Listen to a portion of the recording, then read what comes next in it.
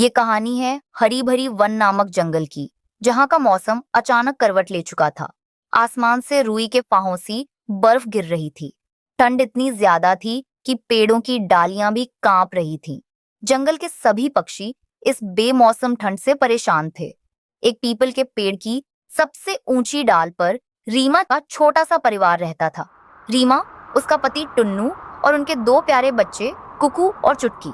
उनका घोंसला तिनकों और सूखी घास का बना था, जो तेज बर्फबारी और सर्द हवा को रोकने में बिल्कुल असमर्थ था।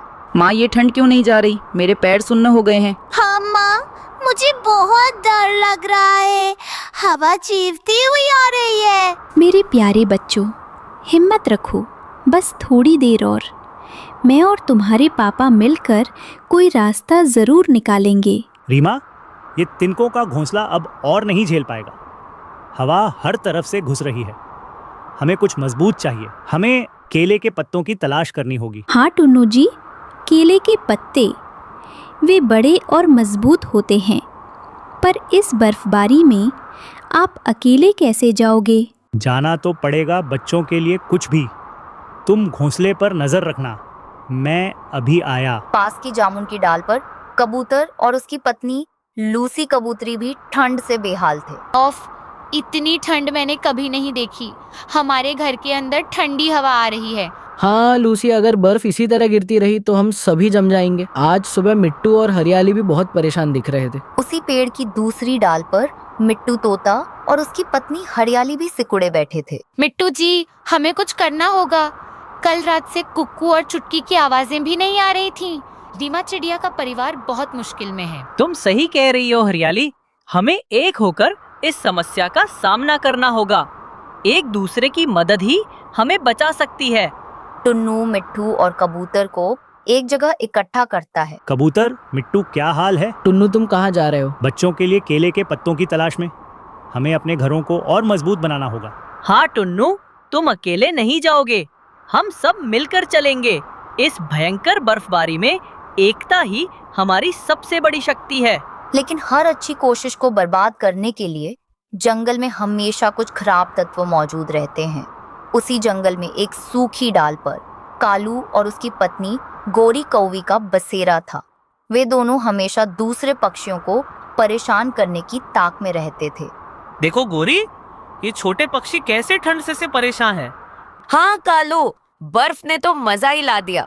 अब ये सारे कमजोर पक्षी अपनी जान बचाने के लिए भागेंगे। हम इनका बचा खुचा अनाज और तिनके उठा लेंगे। वाह गोरी, कितना शानदार विचार है। ये टुन्नू, कबूतर और तोता जब तक पत्ते ढूंढेंगे, हम उनके घोंसले खाली कर देंगे। चलो जल्दी। गौरी और कालू उड़कर रीमा के घोंसले की ओर जाते हैं। उधर टुन्नू, कबूतर और मिट्टू एक साथ मिलकर बर्फ से ढके रास्ते पर निकल पड़े। उनके पंख तेजी से चल रहे थे। दोस्तों, केले के पेड़ इस जंगल के आखिरी हिस्से में हैं। वहां तक पहुंचने में बहुत समय लगेगा। इतनी बर्फ गिर रही है, हमें तेज उड़ना होगा। मुझे अपनी लूसी की चिंता हो रही है। अचानक एक तेज हवा का झोंका आता है और मिट्टू को लगभग गिरा देता है। ध्यान से मिट्टू, हम सब एक दूसरे का सहारा बनेंगे। देखो, सामने एक बड़ा पेड़ डीएच है, हम कुछ देर वहाँ आराम कर सकते हैं। तीनों पक्षी उस पेड़ के नीचे छिपकर थोड़ी देर सांस लेते हैं।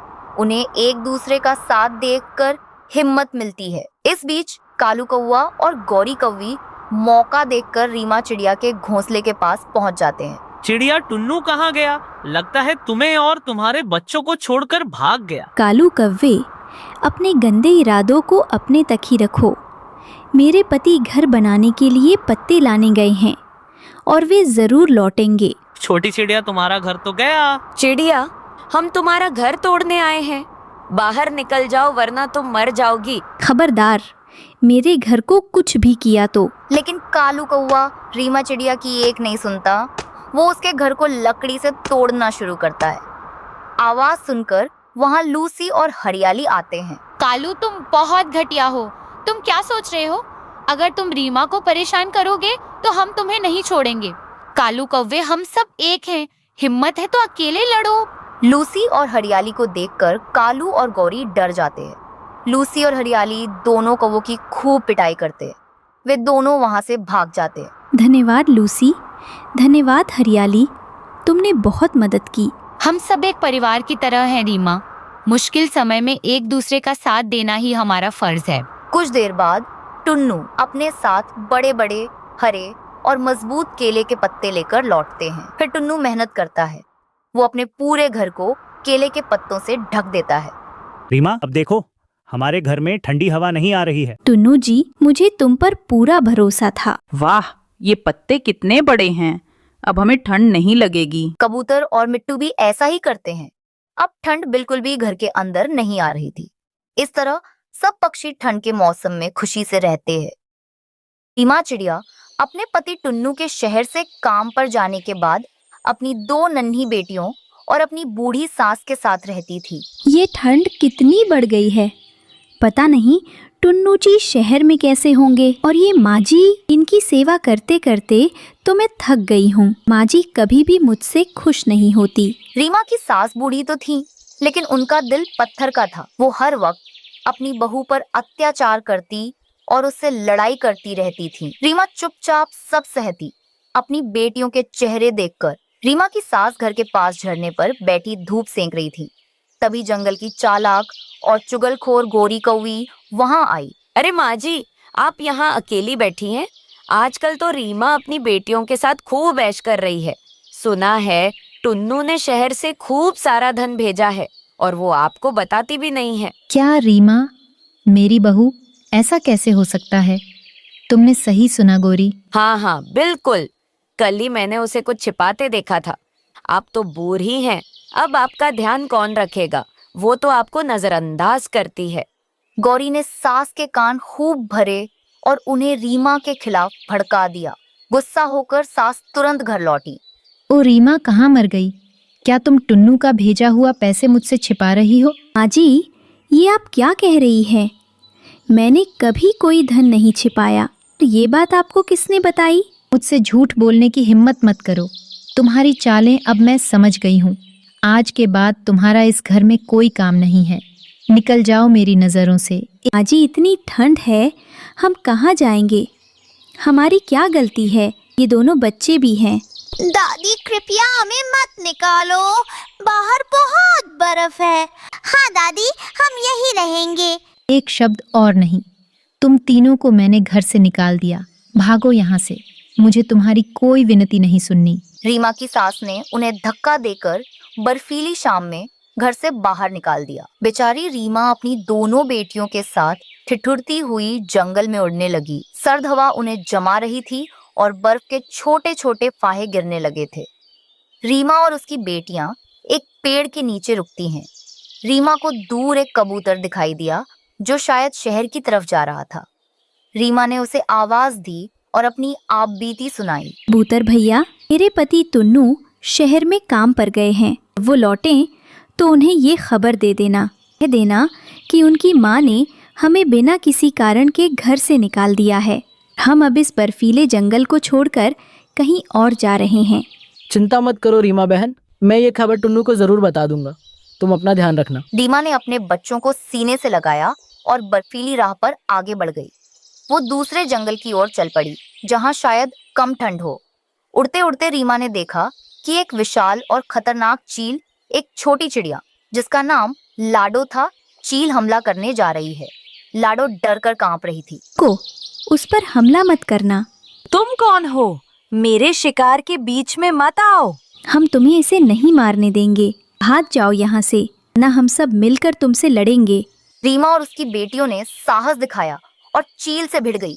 चील घबरा गई और गुस्से से गुर्राती हुई वहां से उड़ गई। धन्यवाद बहन, तुमने मेरी जान बचाई। तुम इतनी ठंडी में कहाँ जा रही हो? लाडो, मेरे साथ बहुत बुरा हुआ है। मेरी सास ने हमें घर से निकाल दिया। हम भटक रहे हैं। लाडो चिड़िया का दिल पिघल गया। वो रीमा और उसकी बेटियों को अपने घर ले गई। तुम चिंता मत करो रीमा, ये मेरा घर भी तुम्हारा घर है। तुम आराम से यहाँ रहो। तुम और तुम्हारी बच्चियां मेरे साथ खुशी से रह सकती हो। रीमा ने लाडो के घर में काम करना शुरू कर दिया और लाडो ने भी रीमा और उसकी बेटियों को अपने बच्चों जैसा प्यार दिया। दिन आराम से बीतने लगे। शहर से काम खत्म करके टुन्नू अपने जंगल में लौटा। जंगल में उसे वही कबूतर मिला। टुन्नू रुक जाओ, मैं तुम्हें एक बुरी खबर देने आया हूँ। क्या हुआ? सब ठीक तो है? नहीं टुन्नू, तुम्हारी माँ ने रीमा और तुम्हारी दोनों बेटियों को घर से निकाल दिया है। इतनी ठंड में वो बेचारी दूसरे जंगल चली गई है। क्या माँ ने ऐसा क्यों किया? टुन्नू सीधे अपने घर गया और अपनी माँ से रीमा के बारे में पूछा। टुन्नू सीधे अपने घर गया और अपनी माँ से रीमा के बारे में पूछा। माँ, रीमा और बेटियाओं कहाँ हैं? कबूतर ने जो बताया, क्या वो सच है? नहीं नहीं, वो तो बहुत बुरी थी। वो बिना बताए ही अपने बच्चों को लेकर कहीं चली गई। मैंने उसे कभी नहीं निकाला। मुझ पर झूठा इल्जाम मत लगाओ। मुझे पता है आप झूठ बोल रही हैं माँ। मुझे रीमा पर पूरा भरोसा है। मैं उसे ढूंढने जा रहा हूँ। टुन्नू अपने पुराने घर को छोड़कर उस दूसरे जंगल की ओर निकल पड़ा। वहां पहुंचकर उसने रीमा को लाडो के घर में हंसते हुए देखा। टुन्नू की आंखों में पश्चाताप था। रीमा, मुझे माफ कर दो। मेरी माँ ने तुम्हारे साथ बहुत बुरा किया। टुन्नू जी, मैं जानती थी आप लौटोगे। मुझे किसी से कोई शिकायत नहीं है, बस हम सब साथ रहें। टुन्नू अपने बेटियों को खुशी से गले लगाया। उन्होंने उसी सुंदर जंगल में लाडो चिड़िया के पास ही अपने लिए एक सुंदर और मजबूत नया घर बनाया और आराम से रहने लगे। उनके घर के आसपास अब भी हल्की हल्की बर्फ गिरी रहती थी, लेकिन अब उनका जीवन सुख शांति से भर गया था। उधर रीमा की सास अब अकेली रह गई थी। घर की सारी जिम्मेदारी उन पर आ गई थी।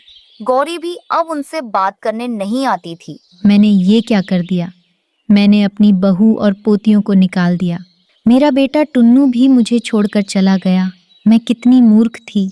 गौरी की बातों में आकर मैंने अपना घर उजाड़ लिया। रीमा की सास अब बहुत रोती और पश्चाताप करती थी, लेकिन समय हाथ से निकल चुका था। रीमा और टुन्नू ने अपने प्यार से एक नई खुशहाल दुनिया